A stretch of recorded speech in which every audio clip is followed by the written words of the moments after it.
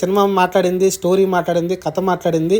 అలానే ప్రశాంత్ వర్మ ధైర్యంకి మెచ్చుకోవచ్చు. అలానే తీసిన ప్రొడ్యూసర్లు కూడా ధైర్యంగా ఆ రోజు మేము రావాలని, ఎందుకంటే వాళ్ళు పాన్ ఇండియా లెవెల్లో, ఎందుకంటే 5 భాషల్లో రిలీజ్ చేస్తున్నారు కాబట్టి అంతలకల్లా రిలీజ్ డేట్లు ఫిక్స్ అయి ఉన్నాయి కాబట్టి వాళ్ళైతే వెనకాడలేదు. చాలామంది దిల్ రాజు లాంటి వాళ్ళు వాళ్ళని అడిగి చూశారు, మీరు సినిమా పోస్ట్ పోన్ చేసుకోండి, మహేష్ బాబు సినిమా వస్తుంది, లేకుంటే నాగార్జున సినిమా, ముగ్గురు పెద్ద సినిమాలు హీరోలు వస్తున్నాయి కదా, మీరు పోస్ట్ పోన్ చేసుకుంటే, లేదండి మా టార్గెట్ హిందీ టార్గెట్, తెలుగులో మాకు యావరేజ్ ఆడినా పర్లేదు, మాకు నిదానంగా మా సినిమా కంటెంట్ మీద నమ్మకం ఉంది, మాకు నిదానంగా అయినా సినిమా థియేటర్లు ఇవ్వండి తప్ప మేమైతే పోస్ట్ పోన్ చేసుకోమని అయితే ఆయన చెప్పడం చూసాం.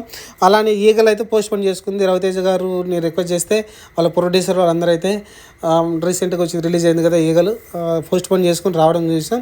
ఇది ఓవరాల్గా అయితే సినిమా అయితే ఎండింగ్కి వచ్చేసింది, మొత్తం కలెక్షన్లు ఎండింగ్కి అయితే వచ్చేసింది. 30 రోజుల్లో 300 కోట్లు అయితే టచ్ చేసింది, 300 కోట్లు టచ్ చేసింది. చాలామంది టచ్ అయితే అనుకున్నారు, కానీ 30 రోజులు